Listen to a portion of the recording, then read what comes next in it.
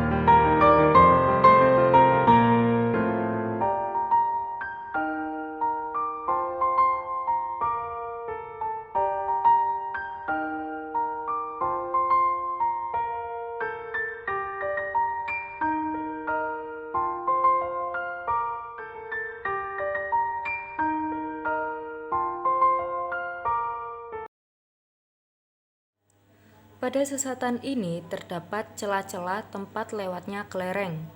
Kita namai saja masing-masing celah dengan huruf A untuk celah pada baris pertama, B1 dan B2 untuk celah-celah pada baris kedua, C1, C2, dan C3 untuk celah-celah pada baris ketiga, dan seterusnya hingga baris ke-6. Masing-masing celah memiliki peluang untuk dilalui oleh kelereng.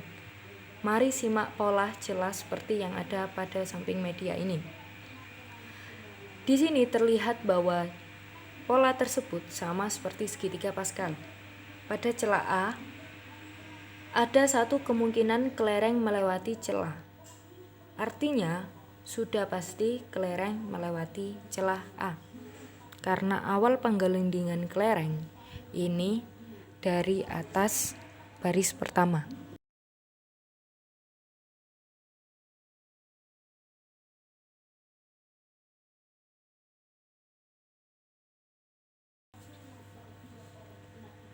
Mari kita lihat celah D2. Di sini ada 3 kemungkinan kelereng melewati celah D2 yang berasal dari 2 kemungkinan kelereng melewati C2 dan 1 kemungkinan kelereng melewati C1. Jadi, pola lewatnya kelereng ada 3 kemungkinan. Untuk pola kemungkinan yang pertama, yaitu kelereng melewati celah A, kemudian menuju B1, ke C1, lalu ke D2. Untuk kemungkinan pola yang kedua, yaitu dari A menuju B1 ke C2 lalu ke D2. Untuk kemungkinan pola yang ketiga, yaitu dari A menuju B2 ke C2 lalu ke D2. Begitu pula untuk celah-celah yang lain dengan kemungkinan-kemungkinannya masing-masing, atau dapat digambarkan seperti visual berikut ini.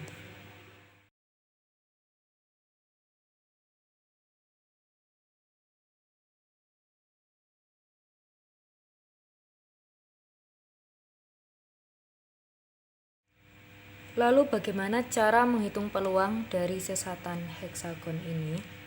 Mari kita ambil contoh pada D2 seperti yang sebelumnya. Kita ingat kembali rumus dari peluang itu adalah B.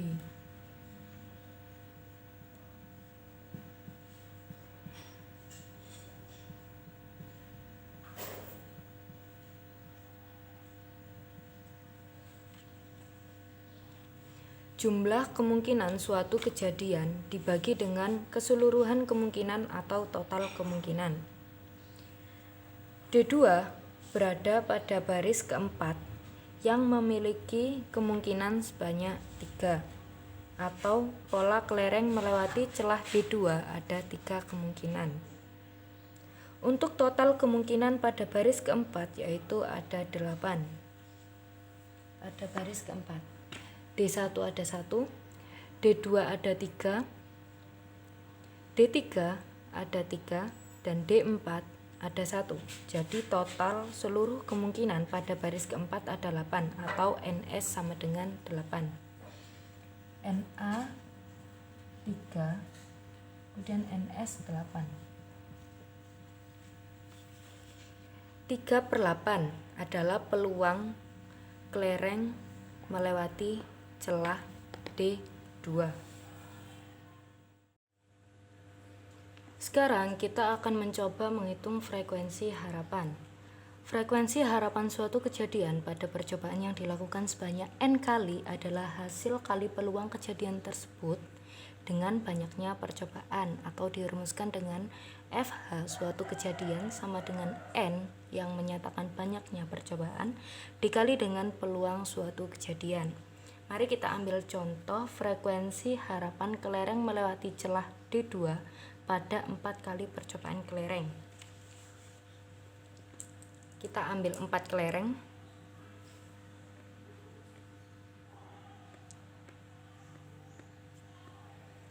Pada 4 kali percobaan, yaitu ada 4, dikalikan dengan peluang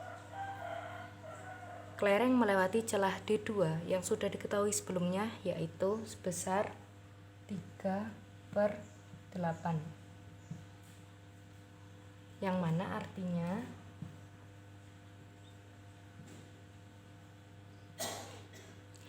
frekuensi harapan kelereng melewati celah D2 pada 4 kali percobaan adalah 3/2, atau frekuensi harapannya sebesar 1,5.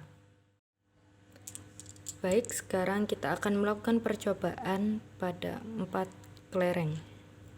Perhatikan pada baris ke-4. Kita melakukan percobaan pertama. Pada percobaan pertama, kelereng melewati celah D4. Lalu pada percobaan kedua,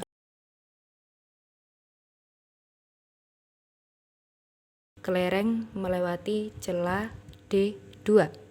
Pada percobaan ketiga, kelereng melewati celah D1. Dan pada percobaan keempat, kelereng melewati celah D2. Artinya benar bahwa frekuensi harapan kelereng melewati celah D2 pada 4 kali percobaan itu ada 3/2 atau 1,5, atau bisa disebut di antara 1 atau 2 kemungkinan kelereng melewati celah D2. 2. Selanjutnya, kita akan menentukan frekuensi relatif suatu kejadian. Frekuensi relatif suatu kejadian yaitu banyaknya kemungkinan dibagi dengan banyaknya percobaan, atau dapat dirumuskan sebagai berikut. FRA sama dengan NA dibagi dengan banyaknya percobaan. Mari kita melakukan percobaan pada 10 kelereng. Kita ambil 10 kelereng. Kita akan melakukan percobaan pertama. Percobaan pertama, kelereng jatuh pada lintasan keempat.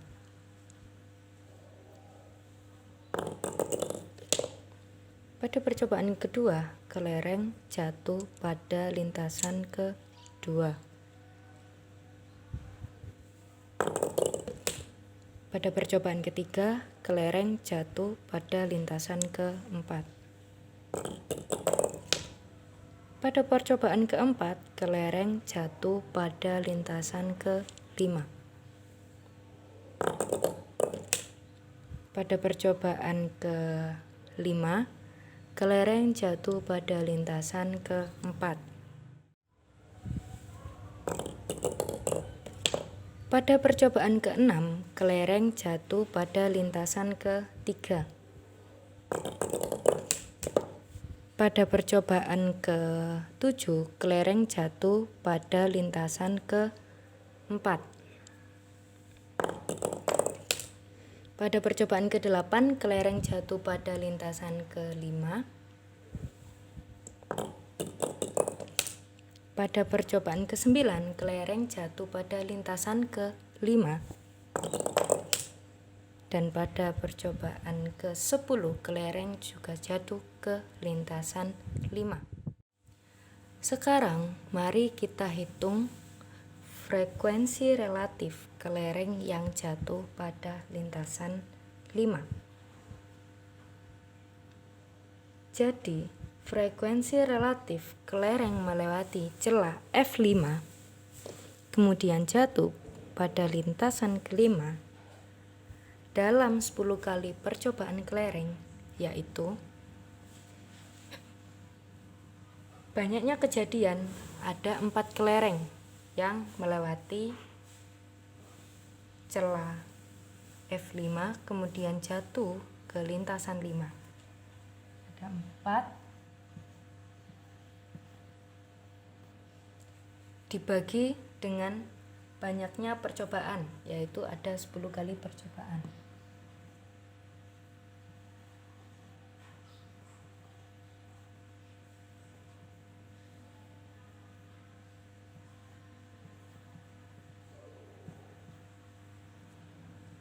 Jadi, frekuensi relatif kelereng melewati celah F5 dan menempati lintasan ke-5 dalam 10 kali percobaan kelereng adalah 0,4.